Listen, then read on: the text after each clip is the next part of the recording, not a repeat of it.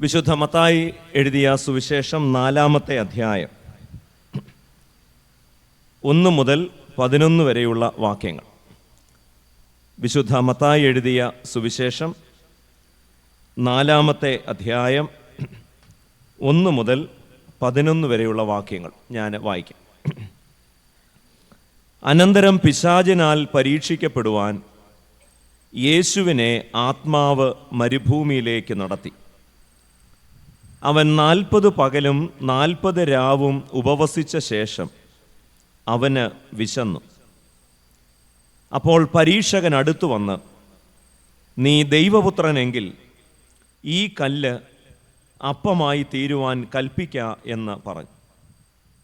അതിന് അവൻ, മനുഷ്യൻ അപ്പം കൊണ്ട് മാത്രമല്ല, ദൈവത്തിൻ്റെ വായിൽ കൂടി വരുന്ന സകല വചനം കൊണ്ടും ജീവിക്കുന്നുവെന്ന് എഴുതിയിരിക്കുന്നു എന്ന് ഉത്തരം പറഞ്ഞു.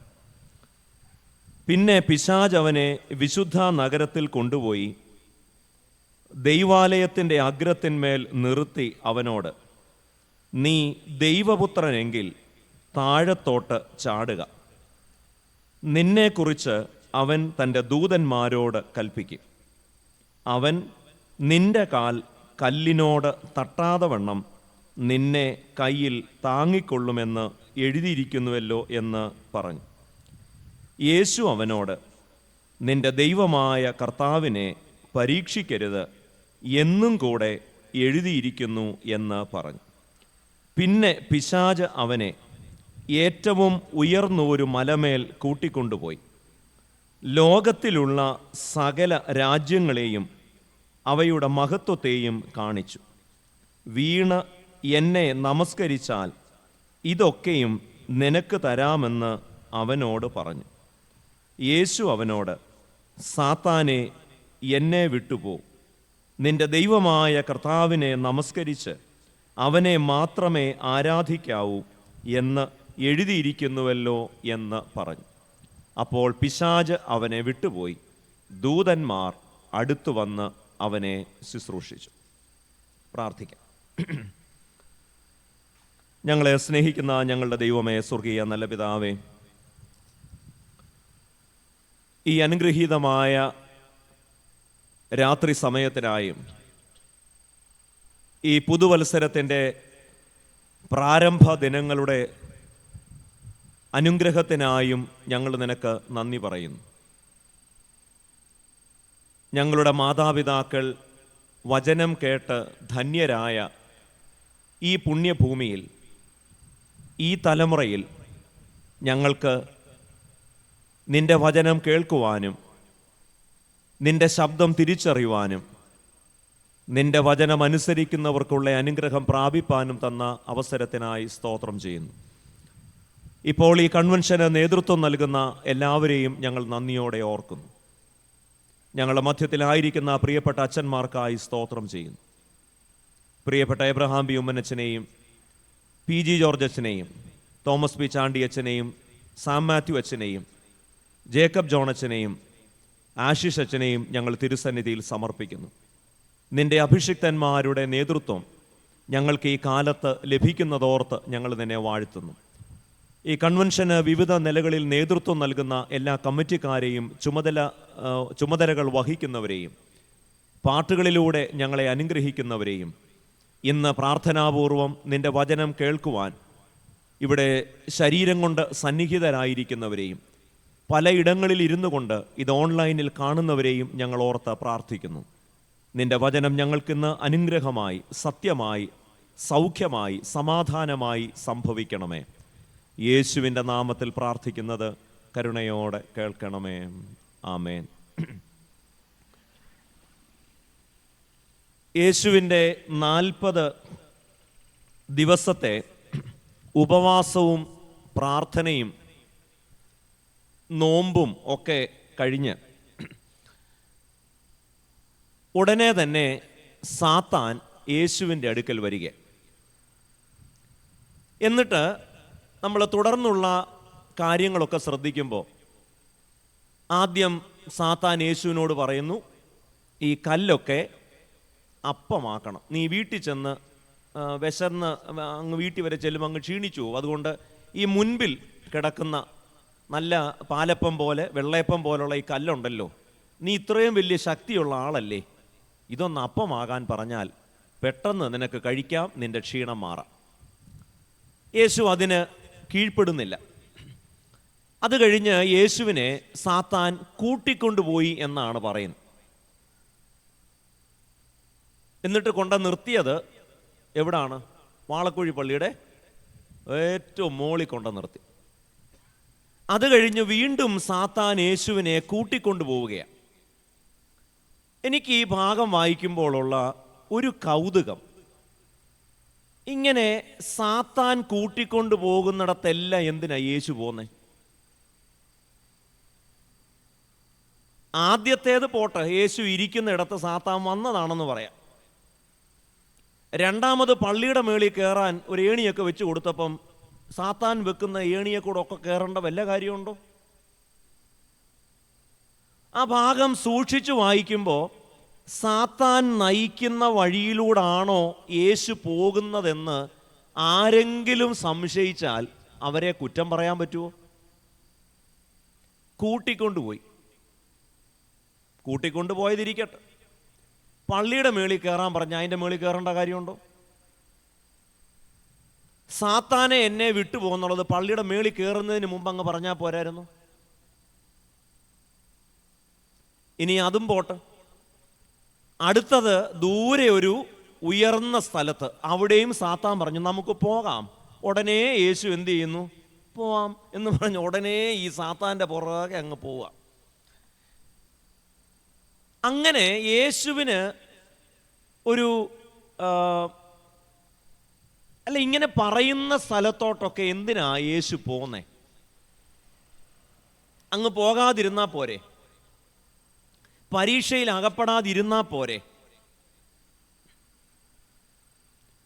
അപ്പോൾ ഇവിടെ നമ്മൾ സാത്താൻ യേശുവിനെ ഇങ്ങനെ വിളിച്ചുകൊണ്ട് പോകുന്നു, യേശു അതിൻ്റെ പുറകെ പോകുന്നു. നിങ്ങൾ ഈ സാത്താനെ കണ്ടിട്ടുണ്ടോ?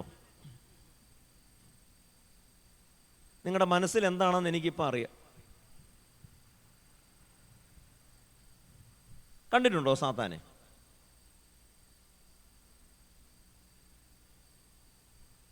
ഇങ്ങോട്ട് നോക്കുമ്പോൾ എന്തുവാ കാണുന്നത്?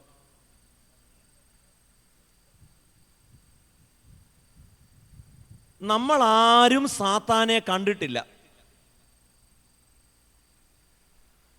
എന്നാൽ ചില പെരുമാറ്റം കാണുമ്പോൾ നമ്മൾ ചോദിക്കും, നിങ്ങൾക്കെന്തോ പിശാച് കയറിയോ എന്ന്. വീട്ടിൽ വഴക്കുണ്ടാക്കുമ്പോൾ നിങ്ങൾ അങ്ങോട്ടും ഇങ്ങോട്ടും പറയും. നിങ്ങൾ ആരെങ്കിലും പിശാചിനെ കണ്ടിട്ടുണ്ടോ? നിന്റെ ദേഹത്തെന്താ പിശാച് കയറിയോ? നിങ്ങൾക്കെന്താ മനുഷ്യ?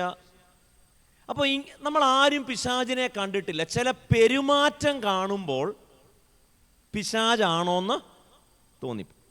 പക്ഷെ നമ്മുടെ സൺഡേ സ്കൂളിലും VBSലുമൊക്കെ സ്കിറ്റ് അവതരിപ്പിക്കുമ്പോൾ നമുക്ക് പിശാചിനെ കുറിച്ച് ഏകദേശം ഒരു ധാരണ കിട്ടും, അല്ലേ?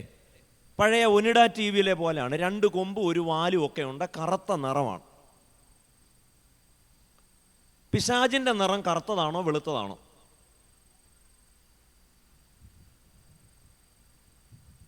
നമുക്ക് ദൈവത്തെക്കുറിച്ച് മാത്രമേ. പിശാച് കറുത്തതാന്ന് ആരാ പറഞ്ഞേ?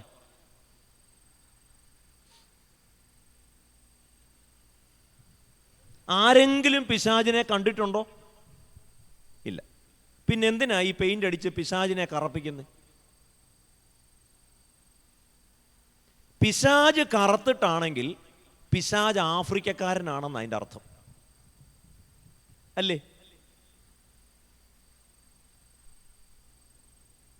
പിശാചിനെ കണ്ടാൽ ഇഷ്ടം തോന്നുമോ ഭയം തോന്നുമോ?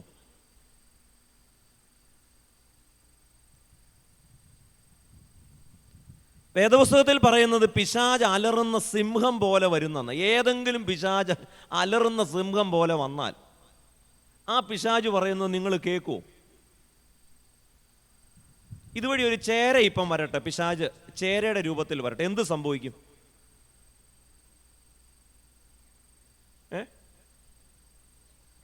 ഏദൻ തോട്ടത്തിൽ പിശാച് ആരുടെ രൂപത്തിലാണ് വന്നേ? പാമ്പിൻ്റെ രൂപത്തിൽ, അല്ലേ? അങ്ങനെ പാമ്പിൻ്റെ രൂപത്തിൽ നിങ്ങളെ ആർക്കെങ്കിലും പരീക്ഷിക്കാൻ പറ്റുമോ? നിങ്ങളുടെ വീട്ടിൽ പിശാച് പാമ്പിൻ്റെ രൂപത്തിൽ വന്നാൽ നിങ്ങൾ ഭക്തനൊന്നും ആവണ്ട, ദുഷ്ടനായാലും നിങ്ങളെ വഴിതെറ്റിക്കുക. കാരണം പാമ്പിനെ കണ്ടാൽ ആദ്യം നമ്മൾ അടിച്ചു കൊല്ലുക പരിപാടി. പിന്നെ എങ്ങനെയാ വഴിതെറ്റിക്കുന്നത്?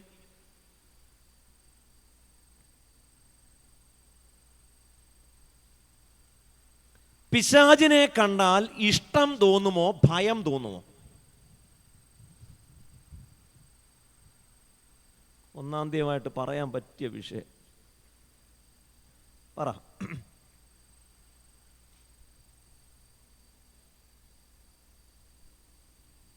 പിശാച് ശത്രുവിൻ്റെ രൂപത്തിലാണോ മിത്രത്തിൻ്റെ രൂപത്തിലാണോ വരാൻ സാധ്യത?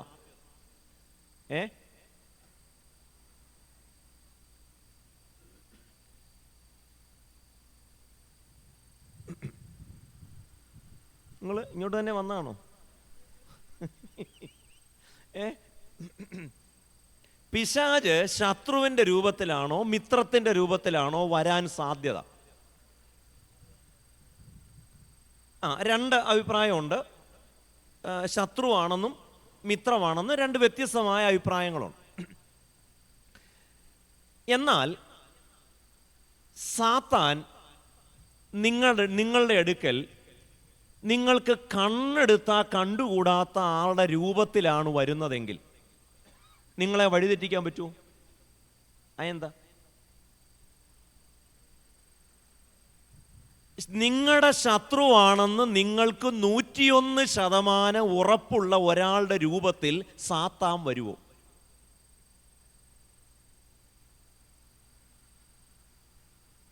വരത്തില്ല. എന്താ കാരണം?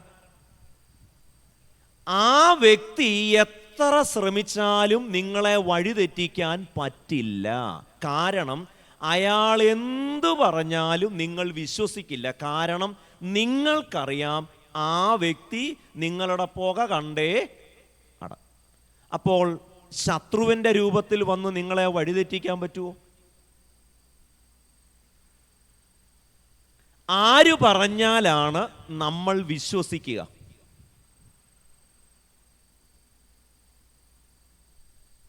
നമുക്ക് ഏറ്റവും ഇഷ്ടവും വിശ്വാസവുമുള്ള ഒരാളിലൂടെ മാത്രമേ സാത്താൻ പ്രവർത്തിക്കൂ. നമുക്ക് ഒട്ടും ഇഷ്ടമില്ലാത്ത, മനസ്സുകൊണ്ട് നമ്മൾ ശത്രുവിൻ്റെ സ്ഥാനത്ത് നിർത്തിയിരിക്കുന്ന ഒരാളിലൂടെ സാത്താന് നമ്മളെ വഴിതെറ്റിക്കാൻ പറ്റില്ല.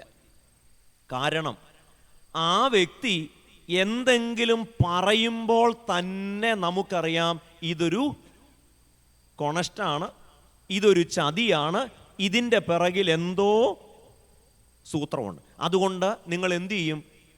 നിങ്ങൾ എത്ര പറഞ്ഞാലും നിങ്ങൾ കേൾക്കത്തില്ല. എന്നാൽ നിങ്ങൾക്ക് ഏറ്റവും ഇഷ്ടമുള്ള ഒരാളാണെങ്കിൽ ആ ആൾ പറയുന്നത് നിങ്ങൾ വിശ്വസിക്കും. അപ്പോൾ സാത്താൻ പ്രവർത്തിക്കുന്നത് ശത്രുക്കളിലൂടെയാണോ മിത്രങ്ങളിലൂടെയാണോ? അപ്പം ആരെയാ സൂക്ഷിക്കേണ്ടത്? ഇതെല്ലാം നിങ്ങൾ പറഞ്ഞാണ്.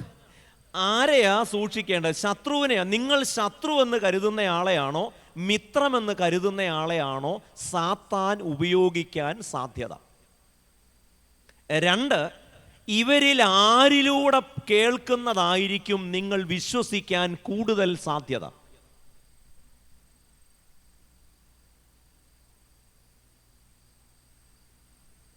അങ്ങനെയാണെങ്കിൽ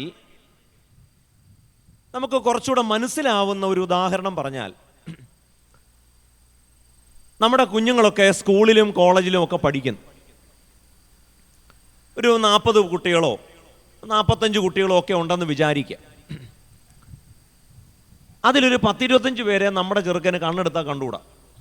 അമ്മാര് ശരിയല്ല. നിങ്ങളുടെ ചെറുക്കനെ ഒരു മുറിബീടി വലിക്കാൻ, ക്ലാസ് കട്ട് ചെയ്യാൻ, അല്ലെങ്കിൽ കഞ്ചാവ് അടിക്കാൻ ഒരാൾ വിളിച്ചാൽ ആര് പറയുന്നതായിരിക്കും, അല്ലെങ്കിൽ ആര് വിളിക്കുമ്പോൾ ആയിരിക്കും നിങ്ങളുടെ മകൻ കുറച്ചെങ്കിലും അതൊന്ന് ശ്രദ്ധിക്കുക? അവന് ക്ലാസ്സിൽ കണ്ണെടുത്താൽ കണ്ടുകൂടാത്തവരാണോ, അതോ അവൻ്റെ ബഡ്ഡി അവൻ്റെ ചങ്ക്, അവൻ്റെ ബ്രോ എന്നൊക്കെ പറയുന്ന ആര് പറയുമ്പോഴായിരിക്കും കേൾക്കുന്നത്?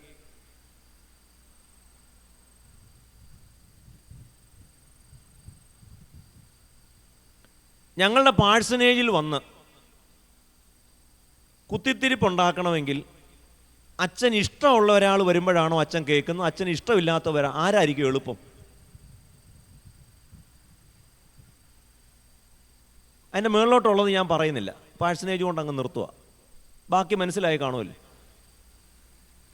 അതുകൊണ്ട് നമ്മൾ ശ്രദ്ധിക്കേണ്ട, മനസ്സിലാക്കേണ്ട, നമ്മൾ ശത്രുസ്ഥാനത്ത് നിർത്തിയിരിക്കുന്നവരിലൂടെ ആയിരിക്കില്ല സാത്താൻ കാരണം സാത്താനെ നമ്മൾ അണ്ടർ എസ്റ്റിമേറ്റ് ചെയ്യരുത്. വളരെയധികം ബുദ്ധിയുള്ള ഏത് സ്ട്രാറ്റജി ഉപയോഗിച്ചാലാണ് നമ്മളെ വഴിതെറ്റിക്കാൻ പറ്റുക എന്ന് ഏറ്റവും നന്നായി അറിയുന്ന ഒരാളാണ് പിശാച്. പലപ്പോഴും നമ്മൾ പിശാചായി കാണുന്നത് ശത്രുക്കളെയാണ്. എന്നാൽ യഥാർത്ഥത്തിൽ സൂക്ഷിക്കേണ്ടത് ആരെയാ? മിത്രങ്ങളെയാ. യേശുവിനെ ഒറ്റിക്കൊടുക്കാൻ യേശുവിന് ഇഷ്ടം പോലെ ശത്രുക്കൾ ഉണ്ടായിരുന്നു. പക്ഷെ ആരെയാ അവർ കൂട്ടുപിടിച്ചേ? നമ്മുടെ ഭാഗ്യസ്മരണീയനായ അത്തനേഷ്യസ് തിരുമേനി പറയുന്ന ഒരു പ്രാർത്ഥനയുണ്ട്. കർത്താവേ, എൻ്റെ ശത്രുക്കളിൽ നിന്ന് എന്നെ രക്ഷിക്കണമെന്ന് ഞാൻ പറയില്ല, അത് ഞാൻ നോക്കിക്കോളാം. എൻ്റെ മിത്രങ്ങളിൽ നിന്ന് എന്നെ രക്ഷിക്കണം. അതുകൊണ്ട് ഈ 2026 പ്രവേശിക്കുമ്പോൾ ഒരു കാര്യം നിങ്ങൾ കൃത്യമായി അറിയണമെന്ന് ഞാൻ വിചാരിക്കുക. നിങ്ങളുടെ മിത്രങ്ങളിലൂടെ ആയിരിക്കും സാത്താൻ പ്രവർത്തിക്കാൻ കൂടുതൽ സാധ്യത.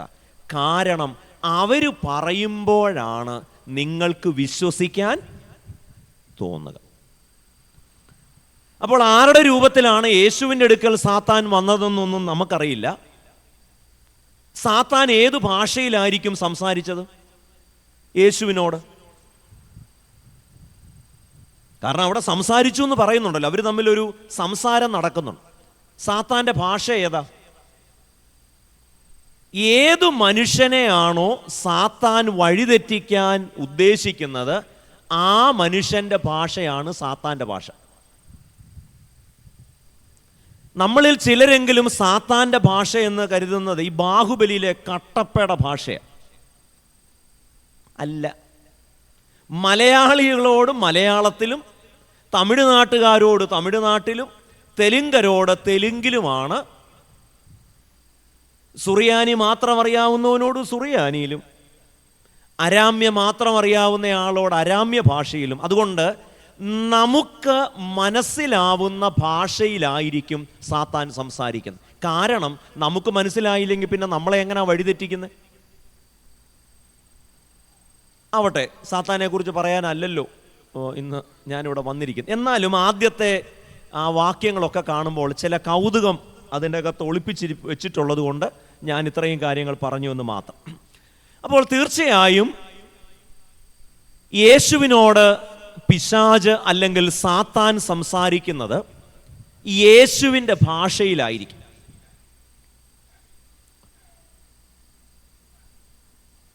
അത് മനുഷ്യൻ്റെ രൂപത്തിലാണോ മൃഗങ്ങളുടെ രൂപത്തിലാണോ എന്നൊന്നും അവിടെ പറഞ്ഞിട്ടില്ല. എന്തായാലും യേശുവും പിശാചും തമ്മിൽ എന്തുണ്ട്? സംസാരിക്കുന്നുണ്ട് എന്നാണ് വേദപുസ്തകം പറയും. ഇവിടെ 3 പരീക്ഷകളാണ്, അല്ലെങ്കിൽ 3 പ്രലോഭനങ്ങളാണ് സാത്താൻ യേശുവിൻ്റെ മുൻപിൽ വയ്ക്കുന്നത്. അതിലെ ഒന്നാമത്തെ പ്രലോഭനം നമ്മളവിടെ കാണുന്നുണ്ട്. 3-ാമത്തെ വാക്യത്തിൽ, അപ്പോൾ പരീക്ഷകൻ അടുത്തു വന്ന് നീ ദൈവപുത്രനെങ്കിൽ ഈ കല്ല് അപ്പമായി തീരാൻ കൽപ്പിക്കാം. ഇവിടെ 2 കാര്യങ്ങൾ പ്രധാനമായും ഈ പരീക്ഷയുമായി, ഈ പ്രലോഭനവുമായി ബന്ധപ്പെട്ട് നമ്മൾ മനസ്സിലാക്കണം. ഒന്ന്, ഇവിടെ സാത്താൻ ഉപയോഗിക്കുന്നത് മനുഷ്യൻ്റെ ഭൗതിക ആവശ്യങ്ങളാണ്. എന്തൊക്കെയാണ് മനുഷ്യൻ്റെ ഭൗതിക ആവശ്യങ്ങൾ? വീട്, ഭക്ഷണം, കുടിക്കാനുള്ള വെള്ളം, താമസിക്കാൻ വീട്, ധരിക്കാനൊരു വസ്ത്രം. ഇത്രയും മനുഷ്യൻ്റെ അടിസ്ഥാന ഭൗതിക ആവശ്യങ്ങളാണ്. അപ്പം നമ്മളിൽ ചിലരെങ്കിലും കരുതിയിരിക്കുന്നത് അതൊരു കുറ്റമൊന്നുമല്ല, അടിസ്ഥാന ആവശ്യങ്ങൾ ഒരു തെറ്റല്ല എന്നാണ്. തെറ്റല്ല. പലപ്പോഴും ഈ ആർത്തിയും അത്യാഗ്രഹവുമാണ് സാത്താൻ ഉപയോഗിക്കുക എന്ന് നമ്മൾ കരുതരുത്. ചില സന്ദർഭങ്ങളിൽ നമ്മളുടെ അടിസ്ഥാന ആവശ്യങ്ങളെ പോലും സാത്താൻ പ്രലോഭനത്തിനുള്ള ഒരു സന്ദർഭമായി ഉപയോഗിക്കും. ഇവിടെ 40 ദിവസം ഉപവസിച്ച യേശുവിന് വിശക്കുന്നു. വിശന്നിരിക്കുന്ന ഒരാൾ, അതും എവിടെയാണ്? മരുഭൂമിയിലാണ് 40 ദിവസം ഉപവസിക്കുന്നത്. സ്വാഭാവികമായും ശരീരത്തിന് നല്ല തളർച്ചയും നല്ല ക്ഷീണവും ഒക്കെ കാണും. അതുകൊണ്ട് തന്നെ ഇനി വീട്ടിൽ ചെന്ന് ഇന്നത്തെ പോലെ പോകുന്ന വഴി, ഒരുപക്ഷെ പോകുന്ന വഴിയിലൊന്നും കടകൾ കാണത്തില്ല. അല്ലെങ്കിൽ പോകുന്ന വഴിക്ക് വല്ല പൊരിപ്പുണ്ടെങ്കിൽ ഒരു പരിപ്പോടയോ ഒരു ചായയോ കഴിക്കാം. ഈ പുനലൂരെല്ലാം പൊരിപ്പെന്നാണ് പറയുന്നത്. നമ്മുടെ ഇവിടെയൊക്കെ എന്തോ പറയുന്നതെന്ന് എനിക്കറിഞ്ഞോളൂ. അപ്പോൾ അങ്ങനെ കടകളൊന്നുമില്ല. അതുകൊണ്ട് തന്നെ മരുഭൂമിയിൽ നിന്ന് യേശു നടന്ന് സ്വന്തം ഭവനത്തിലെത്താൻ ഒരുപക്ഷെ മണിക്കൂറുകൾ തന്നെ വേണ്ടി വരും. അത്രയും ദൂരം വിശന്ന് തളർന്നിരിക്കുന്ന യേശു നടക്കേണ്ട, വല്ലതും കഴിച്ചിട്ട് പോയാൽ മതി എന്ന് അങ്ങനെ ഒരു ചിന്ത മനസ്സിൽ തോന്നിയാൽ അതെങ്ങനാ തെറ്റാവുന്നത്? വിശപ്പ് മനുഷ്യൻ്റെ അടിസ്ഥാന ആവശ്യമാണ്. സാത്താൻ ചില സന്ദർഭങ്ങളിലെങ്കിലും മനുഷ്യൻ്റെ അടിസ്ഥാന ആവശ്യങ്ങളെ തൻ്റെ പ്രലോഭനത്തിനുള്ള മുഖാന്തരമായി ഉപയോഗിക്കും. ഇവിടെ യേശുവിനോട് സാത്താൻ പറയുന്നത്, നീ വീട് വരെ ഒന്നും പോയി ഭക്ഷണം കഴിക്കാൻ നിൽക്കണ്ട, ഒരു എളുപ്പ വഴിയുണ്ട്, ഒരു കുറുക്കു വഴിയുണ്ട്. അതുകൊണ്ട് സാത്താൻ സ്വീകരിക്കുന്ന ഒരു സ്ട്രാറ്റജി, ഒരു തന്ത്രം എന്നത് എളുപ്പ വഴിയും കുറുക്കു വഴിയുമാണ്. നിങ്ങളെ സാത്താൻ പ്രലോഭിപ്പിക്കുന്നുണ്ടോ എന്നറിയാനുള്ള ഏറ്റവും നല്ല വഴി, നമുക്ക് ആരെങ്കിലും കുറുക്കു വഴി നിർദ്ദേശിക്കുന്നുണ്ടോ? ഒരുപക്ഷെ ആ കുറുക്കു വഴി നിർദ്ദേശിക്കുന്നത് നമ്മുടെ ആർത്തിയോ അത്യാഗ്രഹമോ ഒന്നിനും വേണ്ടി ആയിരിക്കില്ല, നമ്മുടെ അടിസ്ഥാന ആവശ്യങ്ങൾ തന്നെ ആയിരിക്കും. അതുകൊണ്ട് എളുപ്പ വഴിയാണ്, കുറുക്കു വഴിയാണ് സാത്താൻ സ്വീകരിക്കുന്ന ഒരു നല്ല സ്ട്രാറ്റജി. നമ്മളും വിചാരിക്കും അതിൻ്റെ അകത്ത് എന്താ തെറ്റ്, എളുപ്പത്തിൽ കാര്യം സാധിക്കാമല്ലോ. സാത്താൻ എളുപ്പ വഴിയും കുറുക്കു വഴിയും നിർദ്ദേശിക്കുമ്പോൾ നമ്മൾ ഓർത്തോണം, ഇത് നമുക്കുള്ള കൊട്ടേഷനാണ്. ഞാൻ സ്കൂളിൽ പഠിക്കുന്ന സമയത്ത് എൻ്റെ കൂടെ ഒരു പയ്യൻ പഠിക്കുന്നുണ്ട്. ഞങ്ങൾ 7ാം ക്ലാസ്സിലോ 8ാം ക്ലാസ്സിലോ പഠിക്കുമ്പോഴാണ്. അപ്പോൾ ഒരു ദിവസം അവൻ എൻ്റെ അടുക്ക വന്ന് പറഞ്ഞു, എടാ നീ ഞാനും കൂടെ പഠിക്കേണ്ട കാര്യമുണ്ടോ? അപ്പോൾ എനിക്കത് ആദ്യം മനസ്സിലായില്ല. ഞാൻ പറഞ്ഞു, നീ എന്താ ഉദ്ദേശിക്കുന്നത്? അപ്പോൾ പറഞ്ഞു, ഏതായാലും നീ പഠിക്കണം. നീ ഒരു കാര്യം ചെയ്യ്, നീ പരീക്ഷയ്ക്കായിട്ട് പഠിക്കുമ്പോൾ ആ പരീക്ഷ എഴുതുന്ന കടലാസ് എനിക്ക് തന്നേരും. നമ്മൾ അടുത്തടുത്തിരുന്നൊക്കെ അല്ലേ പരീക്ഷ എഴുതുന്നത്. അപ്പം ഞാൻ പറഞ്ഞു, നിൻ്റെ അയൽക്കാരനെ നിന്നെ പോലെ സ്നേഹിക്കണമെന്നാണ് വചനം പറയുന്നത്. അപ്പം ഞാൻ ചോദിച്ചു, എനിക്കെന്തോ കിട്ടും? അപ്പോൾ അവൻ പറഞ്ഞു, നമ്മുടെ സ്കൂളിൻ്റെ വാതുക്കൽ ഈ കോലയെ കുത്തിയ ഐസ് ഉണ്ടല്ലോ, അതിൻ്റെ ഈ ഒരു സേമിയയൊക്കെ ചുറ്റിയ ഒരു ഐസുണ്ട്. ഒരു പരീക്ഷയ്ക്ക് ഒരൈസ്, കുഴപ്പമില്ല, നല്ല ഓഫറാണ്. അപ്പം ഞാനും വിചാരിച്ചു, വീട്ടിൽ ചെന്ന് അമ്മയോട് പൈസയൊക്കെ ചോദിച്ച് ഒരൈസ് വാങ്ങിച്ച് തിന്നുക എന്ന് പറഞ്ഞാൽ അത് അത്ര എളുപ്പമല്ല, വലിയ പാടാണ് എൻ്റെ അമ്മയെ പ്രസാദിപ്പിക്കാൻ. ആടിന് പ്ലാവല പിടിച്ചു കൊടുക്കണം, പുല്ല് ചെത്തണം, വീടെല്ലാം വൃത്തിയാക്കണം. ഒത്തിരി കഷ്ടപ്പെട്ടാലേ ഒരൈസിനുള്ള വകുപ്പൊക്കും. ഇതാവുമ്പം എന്തായാലും പഠിക്കണം. അപ്പോൾ അവനൊരു എളുപ്പ വഴി എനിക്ക് നിർദ്ദേശിച്ചു. ഇനി അതല്ലെങ്കിൽ എപ്പോഴെങ്കിലും ഞങ്ങളുടെ വീട്ടിലെ മമ്മിക്കൊരു ഈ പൈസയൊക്കെ ഇട്ട് വെക്കുന്നൊരു സഞ്ചിയുണ്ട് അല്ലേ, അത് പോൺസിൻ്റെ കുപ്പിയോ അല്ലെങ്കിൽ കുട്ടിക്കൂറായുടെ കുപ്പിക്കകത്താണ് ഈ കോയിൻ എല്ലാം ഇടുന്നത്. എപ്പോഴെങ്കിലും അത് എടുത്ത് പുറത്ത് വയ്ക്കുമ്പോൾ മമ്മി ഇല്ലെങ്കിൽ അത് കുനിച്ചു നിർത്തി സ്പൂണ് കൊണ്ട് കുത്തി നമ്മൾ പൈസ എടുക്കണം. അങ്ങനെയാണ് എനിക്ക് ഈ ATM എങ്ങനെയാണ് ഓപ്പറേറ്റ് ചെയ്യേണ്ടതെന്ന് ഞാൻ ആദ്യമായിട്ട് പഠിച്ചത്. ഇതിന് പാസ്വേഡ് ഒന്നും വേണ്ട. ഒരുപക്ഷെ ഈ ടെക്നോളജി ആയിരിക്കും മിക്കവാറും ഉപയോഗിച്ചത്. വലിയ പാട്, അത് എപ്പോഴും ഒന്നും ഒക്കത്തില്ല. ഇതാകുമ്പോൾ ഒരു പ്രയാസവും ഇല്ല.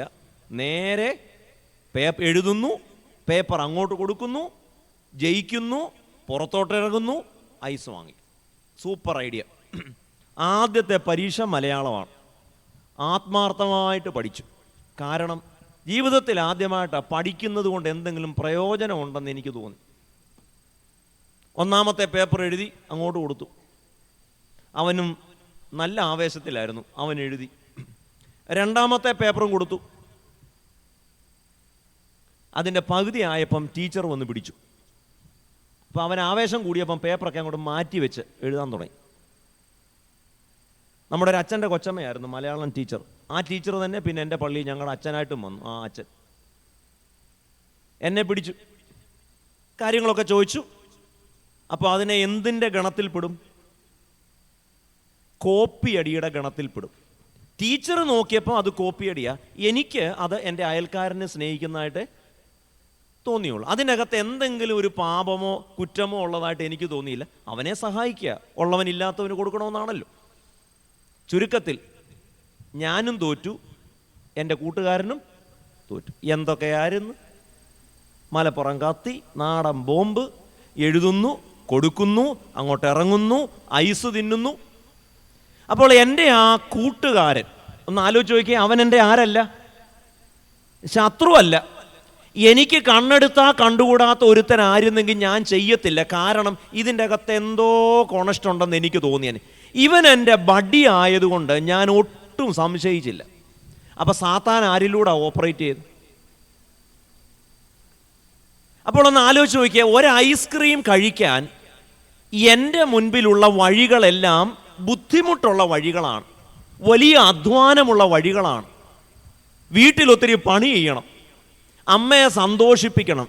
ഇതൊന്നുമില്ല ഒരു എളുപ്പ വഴി. സാത്താൻ്റെ പ്രലോഭനമെന്ന് പറയുന്നത് എളുപ്പ വഴിയാണ്. ഇവിടെ യേശുവിനോട് പറയുന്നത് എളുപ്പത്തിലുള്ള ഒരു വഴിയാണ്. എന്നാൽ പ്രകൃതിയിൽ അപ്പമുണ്ടാക്കാനുള്ള വഴിയെന്ന് പറയുന്നത് അത് മണ്ണിൽ തുടങ്ങി അടുക്കളയിൽ വരെ നീണ്ടു നിൽക്കുന്ന ഒരു നീണ്ട വഴിയാണ്. കൃഷി ചെയ്യണം, അധ്വാനിക്കണം, വളമിടണം, വെള്ളമൊഴിക്കണം, അത് കൊയ്യണം, അത് മെതിക്കണം, അത് കമ്പോളത്തിലെത്തിക്കണം, പിന്നീട് അത് വാങ്ങിക്കണം, പൊടിക്കണം. അതുകൊണ്ട് അപ്പമുണ്ടാക്കാനുള്ള വഴി ക്ലേശം നിറഞ്ഞ നീണ്ടു നിൽക്കുന്ന എളുപ്പമല്ലാത്ത വഴിയാണ്. എന്നാൽ ഒത്തിരി എളുപ്പ വഴികൾ നമ്മുടെ മുൻപിലുണ്ട്. ഒരുപക്ഷെ നമ്മൾ ഇന്ന് ജീവിക്കുന്ന കാലഘട്ടത്തിൽ സാത്താൻ നമുക്ക് മുൻപിൽ വയ്ക്കുന്ന ഏറ്റവും വലിയ പ്രലോഭനം എളുപ്പത്തിൽ കാര്യം സാധിക്കുക എന്നുള്ളതാണ്. എളുപ്പത്തിൽ ലക്ഷ്യത്തിലെത്തുക. എളുപ്പ വഴി കുറുക്കൻ്റെ വഴിയാണ്. എളുപ്പ വഴി പിശാചിൻ്റെ വഴിയാണ്. എളുപ്പ വഴി ദൈവത്തിൻ്റെ വഴിയല്ല. കല്ലിനെ അപ്പമാക്കാനാണ് സാത്താൻ പറയുന്നത്. എന്നാൽ യേശുവിൻ്റെ വഴി എന്ന് പറയുന്നത് കല്ലിനെ അപ്പമാക്കുന്ന എളുപ്പ വഴിയല്ല, മറിച്ച് സ്വയം അപ്പമാകുന്ന, ജീവൻ്റെ അപ്പമാകുന്ന വഴിയാണ് യേശുവിൻ്റെ വഴി. അതുകൊണ്ട് കുരിശിൻ്റെ വഴിയിലൂടെ നടന്ന് ലോകത്തിന് ജീവൻ നൽകുന്ന അപ്പമായി തീരാനാണ് യേശുവിൻ്റെ വഴി. അതാണ് ദൈവത്തിൻ്റെ വഴി. പക്ഷേ സാത്താൻ പറയുന്നത് എന്താണെന്നറിയാമോ? അതെന്തിനാ നീ അങ്ങനെ കഷ്ടപ്പെടുന്നത്? നീ ലോകത്തിൻ്റെ അപ്പമാകുന്നതിന് പകരം നീ നിന്റെ അപ്പത്തിൻ്റെ വഴി നോക്കണം. അപ്പോൾ എന്താണ് പ്രലോഭനം? എന്നാൽ ഇവിടെ ഒരു കാര്യം കൂടെ അതിനോട് ചേർത്ത് നമ്മൾ മനസ്സിലാക്കേണ്ടത്, സാത്താന് മനസ്സിലായി എളുപ്പത്തിലൊന്നും യേശുവിനെ അങ്ങനെ വളയ്ക്കാൻ പറ്റത്തില്ല. അതുകൊണ്ട് സാത്താൻ വേറെ ഒരു സ്ട്രാറ്റജി, ഒന്ന് മനുഷ്യൻ്റെ ഭൗതിക ആവശ്യം, വിശപ്പെന്ന മനുഷ്യൻ്റെ അടിസ്ഥാന ആവശ്യത്തെ സാത്താൻ ഒരവസരമാക്കുകയാണ്. എന്നാൽ ഈ അവസരത്തിൽ യേശുവിനെ വഴിതെറ്റിക്കാൻ, പ്രലോഭിപ്പിക്കാൻ, കുരിശിൻ്റെ വഴിയിൽ നിന്ന്, ജീവൻ്റെ അപ്പമാകുന്ന വഴിയിൽ നിന്ന് യേശുവിനെ വഴിതെറ്റിക്കാൻ സാത്താൻ മനോഹരമായ ഒരു തന്ത്രം ഉപയോഗിക്കുന്നുണ്ട്. അവിടെ പറയുന്നത്, നീ ദൈവത്തിൻ്റെ പുത്രനാണെങ്കിൽ, അതാണ്. അത് വെറുതെ പറയുന്നതല്ല, അതിൻ്റെ അകത്തൊരു പ്രകോപനമുണ്ട്. നമ്മളെപ്പോഴാണ് വല്ലാതെ, അല്ലെങ്കിൽ നമ്മളെപ്പോഴാണ് കാര്യങ്ങൾ നമ്മുടെ കയ്യിൽ നിന്ന് പോകുന്നത്? നമ്മളെ പ്രകോപിപ്പിക്കുമ്പോഴും ചൊറിയുമ്പോഴും, അല്ലേ? എന്ന് പറഞ്ഞാൽ നമ്മുടെ ഐഡൻറ്റിറ്റിയെ, നമ്മുടെ ആളത്വത്തെ കയറി മാന്തുമ്പോഴാണ് നമ്മൾ ചാടി കയറി പ്രതി. അതുവരെ നമ്മളിങ്ങനെ പിടിച്ചു നിൽക്കും. നമ്മുടെ വീട്ടിലൊക്കെ അമ്മായിയമ്മയും മരുമോളും കൂടെ ഒക്കെ, അതൊക്കെ ഒരു സാധാരണ നമ്മുടെ വീട്ടിലുള്ള ഒരു, എന്താ പറയുക, ഒരു എൻ്റർടൈൻമെൻ്റ് ആണല്ലോ. അപ്പോൾ അങ്ങനെ വഴക്കുണ്ടാകുമ്പം നിങ്ങളുടെ മോനെ കൊണ്ട് മരുമോക്കിട്ട് 2 കൊടുപ്പിക്കണമെന്നുണ്ട്. അതിനുള്ള ഏറ്റവും നല്ല വഴി എന്താ? ഇത് നിങ്ങൾക്ക് പ്രയോഗിക്കാം, ഞാനത് പറഞ്ഞു തരുന്നെങ്കിലും ഈ വർഷം അത് നല്ലൊരു വർഷമായിട്ട് നിങ്ങൾക്കത്, കഴിഞ്ഞ വർഷങ്ങളിലൊന്നും നിങ്ങളതിൽ വിജയിച്ചിട്ടില്ലെങ്കിൽ ഈ വർഷം നിങ്ങൾക്ക് ഞാൻ ഈ പറഞ്ഞ സ്ട്രാറ്റജി ഒന്ന് ഉപയോഗിച്ച് നോക്കാം. എന്താണ്? നിങ്ങളൊരൊറ്റ ഡയലോഗ് അടിച്ചാൽ മതി, നീ ഒരാണാണോടാ? ആണുങ്ങളാണെങ്കിൽ ഇങ്ങനാണോടാ? മീശയും വെച്ചുകൊണ്ട് നടക്കുക, എന്തിനാടാ ഈ മീശ? അപ്പം അതുവരെ നിങ്ങൾ ആഗ്രഹിക്കുന്ന തരത്തിലേക്ക് ആ ചെറുക്കൻ വരുന്നില്ലെങ്കിൽ അവനെ വളയ്ക്കാനുള്ള, നിങ്ങൾ ഉദ്ദേശിക്കുന്ന തരത്തിൽ പെരുമാറാനുള്ള എളുപ്പ വഴി അവനെ പ്രകോപിപ്പിക്കുക എന്നുള്ളതാണ്.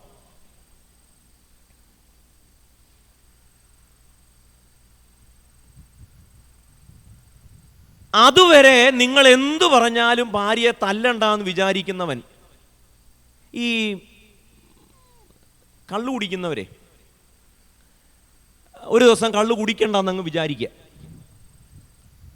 അപ്പോൾ കൂട്ടുകാരെല്ലാവരും കൂടെ പിടിക്കുന്നു, എടാ വാടാ 2 അടിച്ചിട്ട് പോവാ. വേണ്ടടാ ഞാൻ നിർത്തി, അവക്കിഷ്ടമല്ല മദ്യപിച്ചിട്ട് ചെല്ലുന്നു. അപ്പോൾ ഉടനെ എന്നാൽ ശരിയടാ കുഴപ്പമില്ല വേണ്ട എന്ന് പറയില്ല. അവനെ കൊണ്ട് കുടിപ്പിക്കാനുള്ള ഏറ്റവും നല്ല വഴി എന്താ? കുടിക്കുന്നില്ല എന്ന തീരുമാനത്തിൽ നിൽക്കുന്ന ഒരുത്തനെ, എന്താ കുടിക്കാത്തത്? ഓ ഭാര്യയ്ക്ക് ഇഷ്ടമല്ലടാ, ഇതിൻ്റെ മണമൊന്നും പുള്ളിക്കാരിക്ക് അത്ര പിടിക്കത്തില്ല, അതുകൊണ്ട് വേണ്ട എന്ന് പറയുന്ന ഒരാൾ പാട്ടും പാടി നിങ്ങളുടെ പുറകെ വരും. എങ്ങനെ പറയണം? നാണമില്ലേടാ, പെണ്ണുമ്പിള്ളെ പേടിച്ച് ജീവിക്കുന്നു, എന്തിനാടാ നീയൊക്കെ ഇങ്ങനെ? അതുവരെ അത് കേൾക്കുമ്പോൾ അവനെയായിരിക്കും, ആഹാ. സംശയമുണ്ടോ? നിങ്ങളൊന്ന് ഉപയോഗിച്ച് നോക്ക്.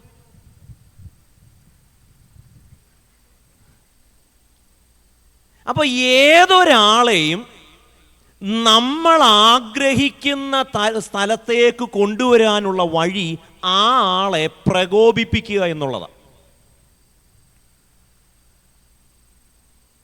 നിങ്ങൾ ഒരാളുടെ ആണത്വത്തെ കയറിയൊന്ന് മാന്തി നോക്കിക്കേ.